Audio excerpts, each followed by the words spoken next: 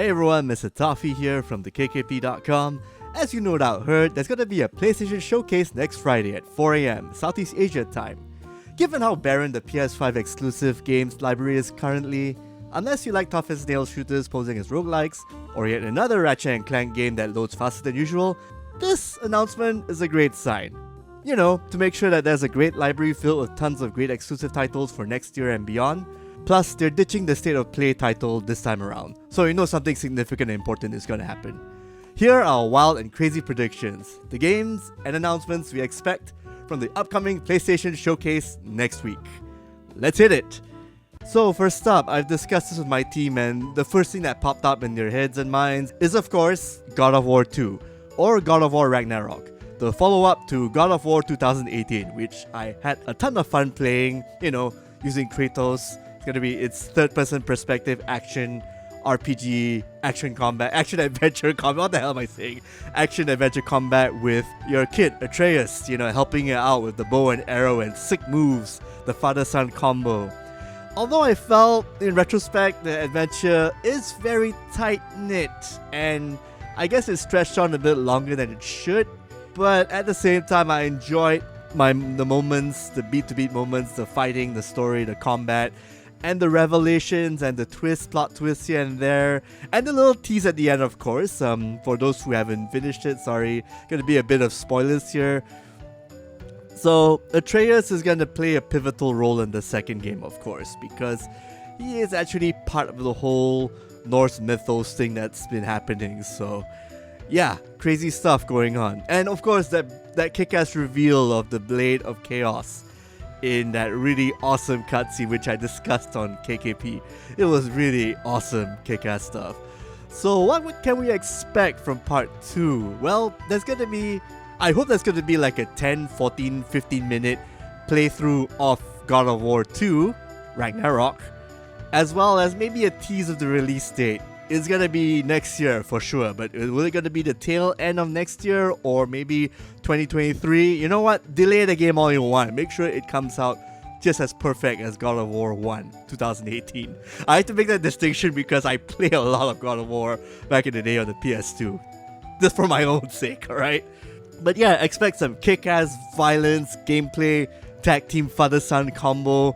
Maybe Atreus might actually be older this time. I don't know how the age system works, how the age gap and timeline will be for this one, but yeah, Kratos will definitely fight Thor and all the other, you know, Pantheon dudes and whatnot.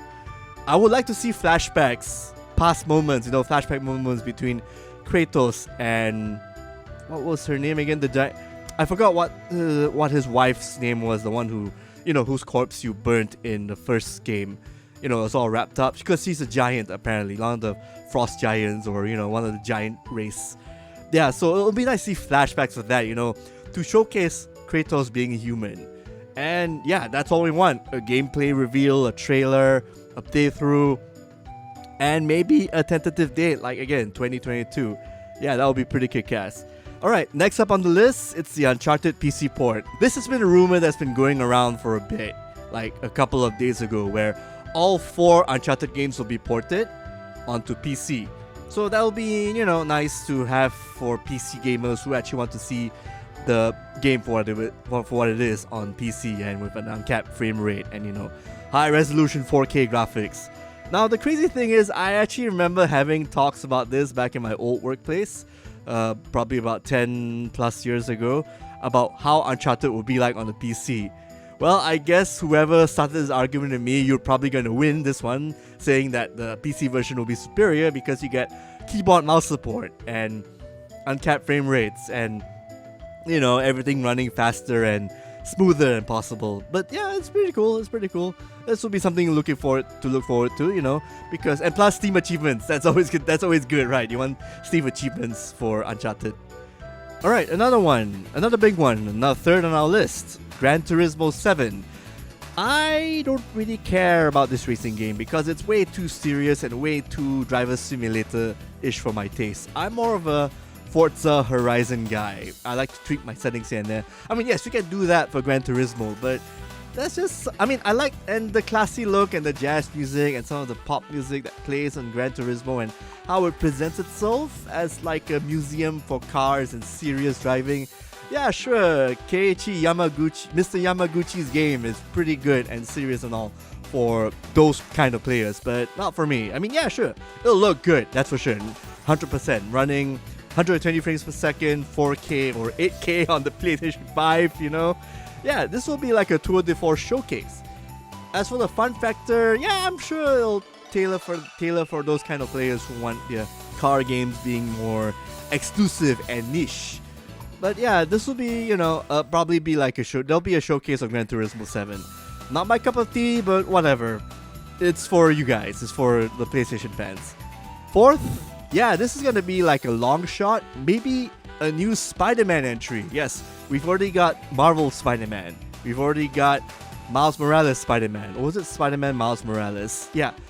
So it's been almost a year since Miles Morales Spider-Man came out. So this may be like a high time that Insomniac announces a follow-up where Miles and Peter Parker team up. Maybe it could be a Spiderverse thing. That would be pretty cool too, because as you all know, everyone's favorite Spider-Man movie right now is still the multiverse Spider-Man film, the Spiderverse film.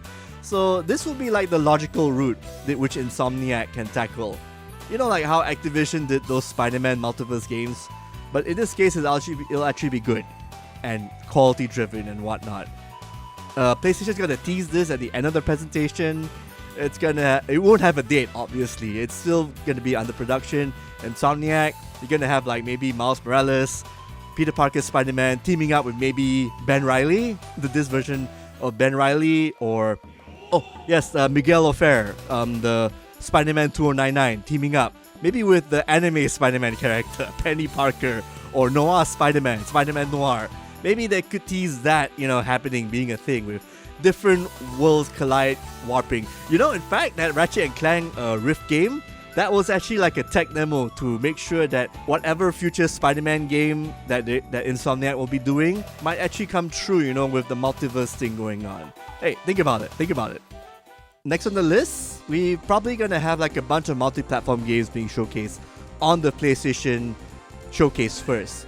Definitely Warner Brothers games like the Hogwarts RPG, the Suicide Squad Kills Superman, or was it Kills the Justice League? Yeah, that one, Kills the Justice League game. Gonna be some gameplay footage for that. And yeah, the Gotham Knights game, the multiplayer game as a service action RPG title with all of Batman's wards and Batgirl and Batwoman teaming up, fighting crime in co-op mode. That'll be cool. Yeah, they're gonna have to showcase multi-platform stuff on the PlayStation showcase first. Since Xbox did their showcases first, I think it's only fair that PlayStation gets theirs later on, you know, to cap off the second half of the year. This sixth one that we came up with, actually it's just me coming up with it. It's a bit of a stretch. I mean, Capcom has been known to announce PlayStation exclusive titles during these kind of big showcases. Street Fighter V being the chief one. Well, quote-unquote exclusive, because it's also out on PC. Alright, so this one, again, it'll be a stretch. Dragon's Dogma 2, exclusive for the PlayStation 5. Yeah, it's crazy, but stranger things have happened in this industry. Remember, Capcom has been doing this, and Dragon's Dogma has been like a long time coming. A sequel to this game. Like, it's been, you know, heavily requested from Hideaki Itsuno's side, since, you know, he got Devil May Cry 5 out of his chest for, you know, on the Xbox showcase. So we might get the Dragon's Dogma 2 announcement on this showcase. It may not be exclusive, it may be multi-platform, but you know what? I just want a Dragon's Dogma 2 announcement and a confirmation. There was a recent leak that happened as well, like a couple of months, or was it last year ago? So a Dragon's Dogma 2 is in the works. Whether it will be announced for this one, I hope so. I mean, this will be like a strong thing that I'm predicting. It's going to be announced this year. Dragon's Dogma 2 confirmed for maybe 2023 or 2024. And we'll see like maybe clips, bits and pieces of action RPG gameplay where you and your pawns climb up monsters, kicking them to death, stabbing them to death. Maybe a new griffin, maybe a new type of monster like a ogre with 4 arms like Goro, or Maybe more griffins. I don't know. I'm thinking of stuff. Or Hydra, a new version of the Hydra. Or maybe it'll be like a Japanese themed Dragon's Dogma, like set in the east. You know, because it's the first Dragon's Dogma is in the west side territory. But what about the other parts of the world itself in the mythos? Hey, you know, that would be pretty cool. Last but not least, Final Fantasy 16. They're gonna showcase some gameplay for this game. It's already a PlayStation 5 exclusive. It's going to be for PC, I think. That's rumored so far. But yeah, PlayStation 5 exclusive. They're gonna have to showcase some gameplay, you know, some affirmation that yes, this game is coming out next year. This game is being produced by Yoshi P of FF14 fame. A lot of the FF14 team will probably work on this, especially the composer, Soken. It's gonna be action-packed. It's gonna be a lot of like high-flying stuff going on. Class changes, 2 different timelines. I made a video about this earlier on last year, actually. I made a video about this last year. Go check that out, my predictions here and there. It's going to be party-based, that's for sure, but all real-time. They're going to follow what Final Fantasy 7 Remake and Final Fantasy 15 did, so they're not going to change that up a bit.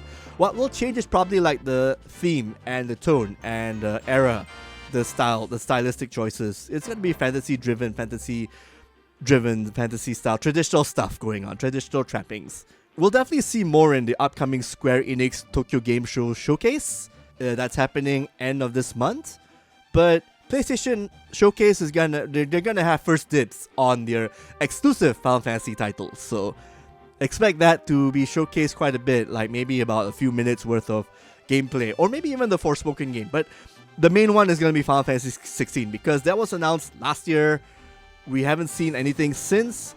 Square Enix will have to show off something to remind people that yes, this is a game that's coming out just for PlayStation consoles. And that's it for our PlayStation Showcase predictions. That's happening. The showcase is going to be happening next Friday, 4 a.m. Malaysia time, as well as Singapore time and Philippines time. Some parts of Southeast Asia time. And as always, if you love stuff like this, do subscribe to us on our YouTube channel.